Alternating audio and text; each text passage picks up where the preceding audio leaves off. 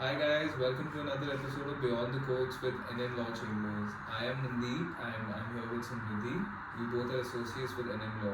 And today we're going to be talking about Section 107 of the Bharatiya Nagrik Suraksha Sanhita Act, which was enacted in 2024 with effect from 1st July.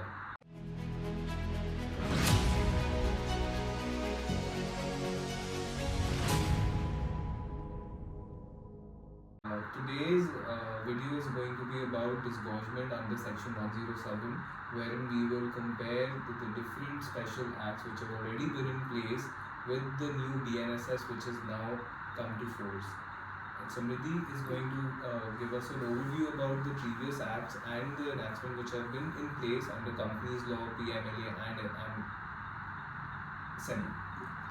So, the oldest disgorgement proceedings are basically with the objective of providing the ill-gotten gains, restoring these ill-gotten gains to the victims aggrieved. So, SEBI brought out Securities Contract Regulation Act, where under Section 12A of the Act, these ill-gotten gains were restored over to the victims. In Karvi stockbroking case, the SEBI tribunal established that these ill-gotten gains have to be provided to the victims. However, these gains ought to be only from the people who have actually gotten the gains. And it should not be that anyone who is accused should be made party to provide a certain share of any proceeds that has been acquired. So there has to be an identifiable victim factor, there has to be ill-gotten gains from certain transactions happening. So these were basically largely in the financial market sector. Then there was the Companies Act 2013, where under we have Section 242 surplus 2 Roman 1, where under it, the NCLT has been provided with the power where Serious Fraud Investigation Office applies to the NCLT and to seek restoration of certain properties that has been looked at as, again, the ill-gotten gains or the ill-gotten properties for restoration to identifiable victims. Whereas under PMLA, the large concept of attachment and confiscation and restoration is carried out under Section 5 and under Section 8 of the Act. So these sections again incorporate the fact that these properties should not be in the hands of the accused who have gotten an unjust enrichment at the behest of certain victims, and hence they should be taken away from them, and that's why the proceedings of attachment are initiated, and for subsequently restoration proceedings are also initiated. However, BNSS copies the language from Section 8 and Section 5 of the PMLA Act and goes on to incorporate certain provisions and certain definitions also along with it in order to provide these disgorgement proceedings in overall criminal offences which have been enacted under Bharatiya Nyaya Sanhita 2023 with effect from 1st July 2024. So as Samriddhi rightly said, BNSS incorporates all of these provisions under Section 107. So Section 107 Clause 1 actually goes to define what proceeds of crime are as per the BNSS. So under Section 107 Clause 1, and proceeds of crime has been defined as any property which has been derived directly or indirectly by way of any criminal activities or in connection to those criminal activities. And under subsection 2, the BNSS also allows the accused person a period of 14 days after a show cause notice has been served to them to give any reasons or any grounds for why they should not be proceeded against. An interesting thing regarding subclause 1 is that it borrows the language from Section 2U of the PMLA, wherein pursuits of crime has been similarly defined as any properties which are in connection with any proceeds of or any criminal activities and indirectly obtained or directly obtained from such criminal activities. So the Section 107 subclause 2 provides you with a 14-day show cause notice, as Mandeep mentioned, whereas in PMLA you get much more of a breather where you have 30 days under Section 8 subclause 2 of the Act, wherein the PMLA adjudicating authority asks you to provide a representation as to why these properties should not be attached and should not be proceeded against. So this breather is provided to you while your properties are already under a provisional attachment order, whereas under PMLA you have a 180 days limit for these provisional attachment order to exist or elapse. So these provisions, these time limits were incorporated largely with the effect to provide a speedy trial, because assets being taken out of your hand while a trial is ongoing are significantly expenses for people who are already trying to arrange legal representation and legal help and for themselves during such times when they are being proceeded against. So for this, there is in section 5 subclause 4, there is in 180 days time limit provided under the PMLA. However, there is no such time limit provided under the BNSS section 107 for attachment to subsist. Further in the BNSS under subclause 8 of section 107, they also talk about distribution of property, right? Yeah, so there's a reading with of section 6, subsection 6, subsection 7 and 8. Subsection 6 basically talks about that once your properties are confirmed for attachment, then they will be asked to restore to certain people who have a legitimate interest, a legitimate claim for it.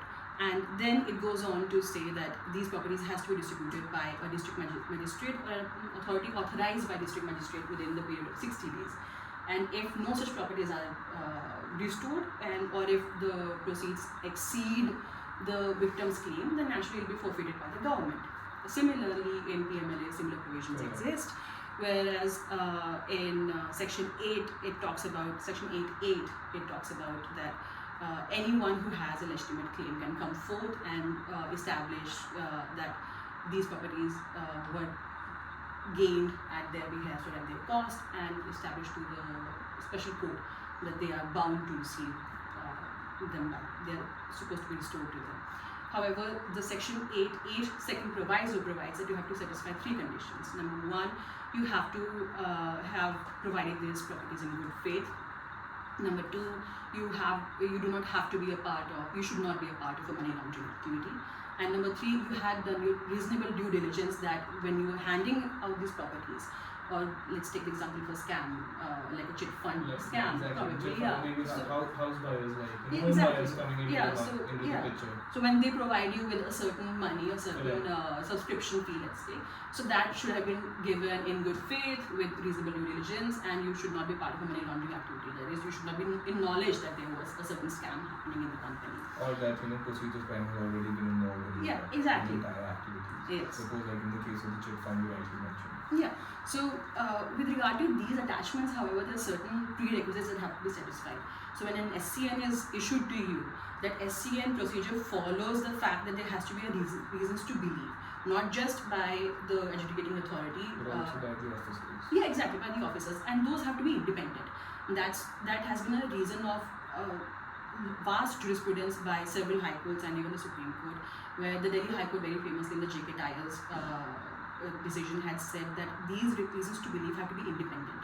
So both authorities have to satisfy themselves that yes, there is a reasonable cause to proceed against this person with respect to these assets. So this is one more of a safeguard, one more of a checks and balance kind of a provision that is inherent in it. However, with BNSS, it's interesting to know that of course, right now there's no jurisprudence on it because it's just newly introduced. So I believe that we will get those clarifications, that we will get those incorporations into the law similarly as we have done it with PMLA. And with respect to, there are certain safeguards again in PMLA that these attachments will last for a period of 365 days while the investigation is going on, or it will elapse once you are acquitted. So Delhi High Court in the Mahendra Khandelwal had very significantly specified the fact that yes, if your investigation exceeds the period of 365 days, the attachment has to elapse. A person cannot be made to suffer continuously and incessantly by the woes of attachment. Where is the safeguards are missing right now in the Yes, BNSS? for now, yes, there are. These have not been incorporated. The accused person can be jeopardized due to these things being absent right now in the procedure. Yes, and the main thing that we have to see about the fact is that in PMLA it specifically says, because in section 8 it states that once a conviction has been done, that's when the confiscation happens and that's when the restoration proceedings are undertaken. So that confiscation part, that confirmation of your conviction part is incorporated under section 8.5. Whereas in BNSS there is no such incorporation of a provision that it has to be upon your conviction, or it can be during trial, or it can be during any proceeding. In PMLA, it specifies these two different proceedings. It says if during trial you have to apply under section 8, I believe it's section 8.9, where it says that if there's a special proviso where it says that even during trial you can apply to special court for restoration or lay down your claim, and the court will accordingly apply judicial application of mine and consider it. In BNSS, it's not clear as to when these proceedings will take place. However, probably we'll get some clarification from certain states who are deciding to undertake certain amendments to BNSS and deciding that we need to incorporate certain provisions which are well suited for their jurisprudences over there in the states or well suited for their conditions over there. So we might get a certain time limit incorporation there, but how significant will it be, or will it actually be incorporated or not, or will we get a judicial interpretation for the same, that will have to be seen. So for now, those are this is the status quo for section 107 of the BNSS. Thank you so much for watching, guys. Hope you found this as insightful as we tried to make it. Thank you so much. Thank you.